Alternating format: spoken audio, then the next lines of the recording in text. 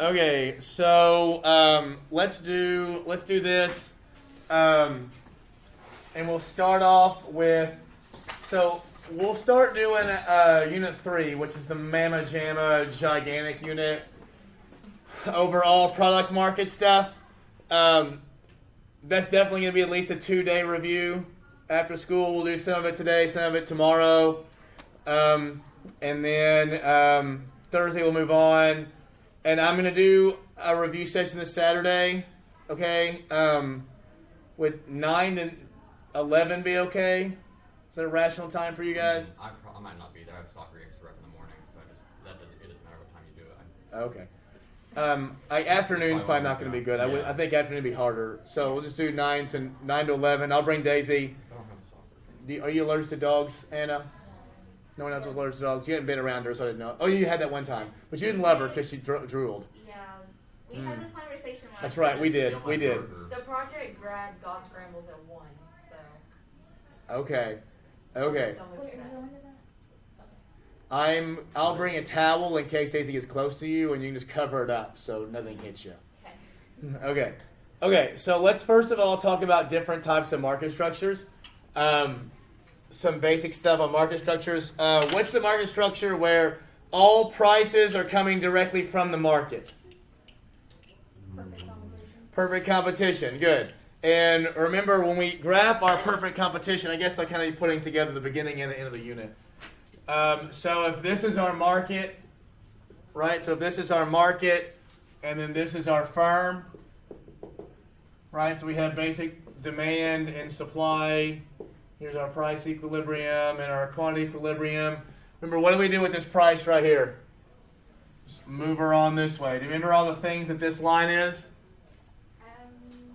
Price. What else is it? Marginal. It's demand. It's also marginal revenue and average revenue. Very good. And what is so supply curve is for the market. What's the firm supply curve called? Marginal cost. And remember, where marginal revenue hits marginal cost, that is our profit maximizing quantity. Remember this? So let's talk about why the curve is horizontal. Why is it that this price curve, first of all, it comes from the market because the market has unlimited substitutes, right? It's a homogeneous. What's homogeneous mean? So products the same. It's like the beef market or the pork market or the corn market or the Reagan Welch market. They're all the same, right? Technically speaking, if there's infinite universes with infinite people, there's an infinite number of Reagan Welches running around. Oh no. So it's homogeneous, and what else did you say? It's homogeneous and there's unlimited substitutes. That's why remember elasticity. The more horizontal it becomes, the more elastic, or the more elastic, the more horizontal. This is completely horizontal because it is completely elastic. And that means that if anyone raises the price, so if this firm tries to sell the price, let's say this is a $10 price, and they try to sell it for $11, how much will they sell? None products, right? And why wouldn't they sell it for $9? Because then they'd sell fewer for profit. Yeah, you can sell all you want for 10. So selling 9 doesn't make any sense. Sell all you want for 10. This is perfectly competitive markets. This is the one we spend a lot of time on. What's the market that's the opposite? Well, there's only one firm in the market. That one's a monopoly. A monopoly. And let's, real quickly, we'll go look at and review how we graph that. Remember, the demand curve and the marginal revenue curve go in opposite directions. You have marginal cost curve. Remember, we're always producing where marginal cost hits marginal revenue, and the price is on the demand curve. And remember, let's talk about this a couple different reasons, a couple different ways. The demand curve and the marginal revenue curve here go in opposite directions because if we want to buy more crap, don't we have to lower the price? And in lowering the price, the firm is getting less and less and less money every time, so they're getting less and less and less marginal revenue. And we'll break down this graph in the future. What is that type of market where there are lots of firms, they are similar but not exactly the same? Wait, oh, it's not monopsony. monopsony would be a monopoly in the labor market. Yeah. Monopolistic competition.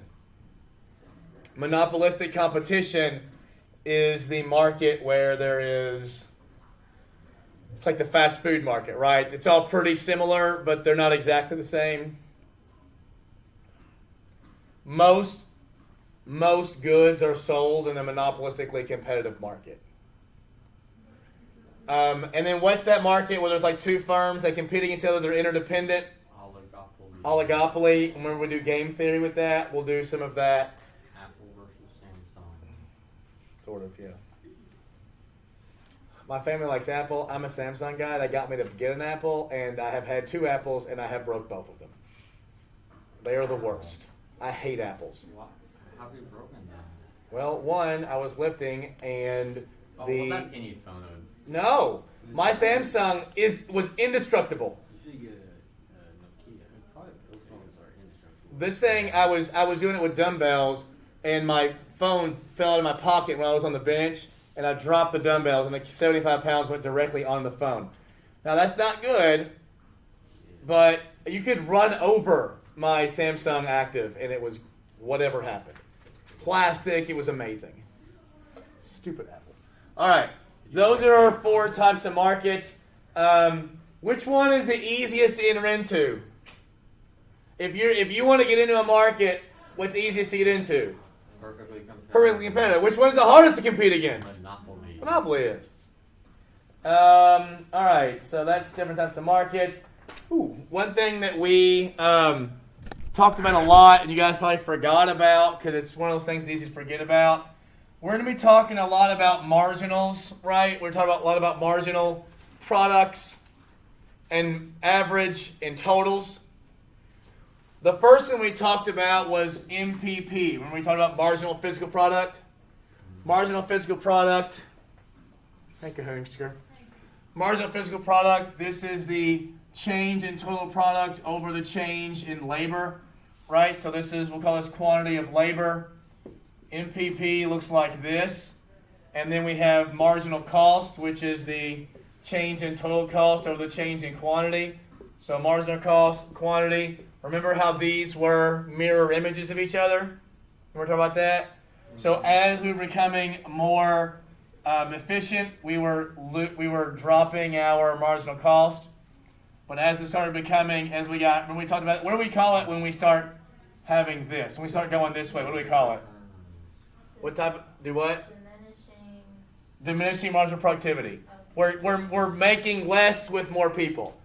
Isn't it fair to say that the more people we add, so we're adding people, so we're making more, and then all of a sudden we get here, and this is the best we're going to get, and we keep adding people. Now, yes, we are adding product, but we're not adding as much, so it's diminishing.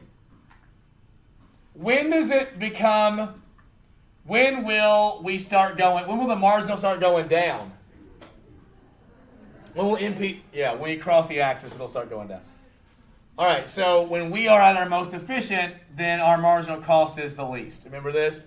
This will come in handy with lots of questions. They might be asking you things about cost versus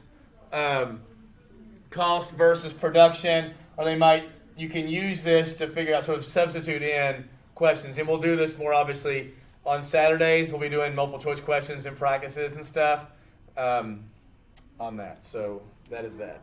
What's the equation for marginal cost? Total change in total cost over change in product or in quantity.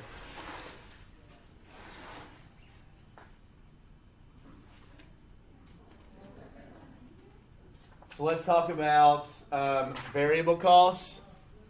And we talked about there's total, there's variable, there's fixed, there's marginal.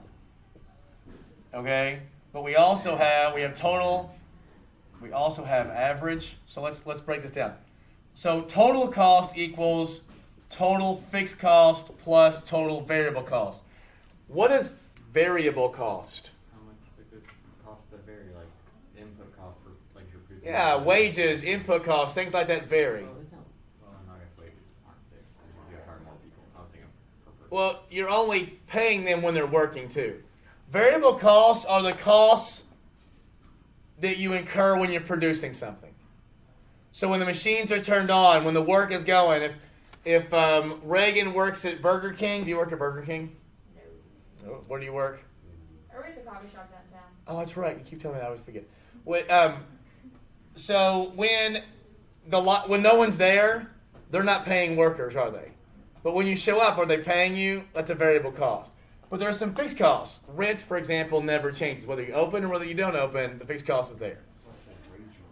Do what? What if they raise your rent? Usually the fixed cost of rent will be at least a year long. And we also said in the long run there is no fixed cost because you can always change over time. Okay? So let's talk about average. We have average variable cost. We have average fixed cost. If we add average variable plus average fixed, what do you think we get? Total average. Average total cost, ATC. Remember, we find our averages by average total cost would be total cost divided by quantity. Average variable cost would be variable cost divided by quantity.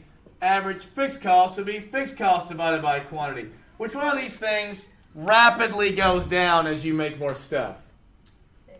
Fixed, because the fixed cost doesn't change. So the more stuff you make, remember that fixed cost gets smaller and smaller and smaller. And then lastly, our marginal cost we talked about is change in total over change in quantity. So those are our costs. All right, I'm going to stop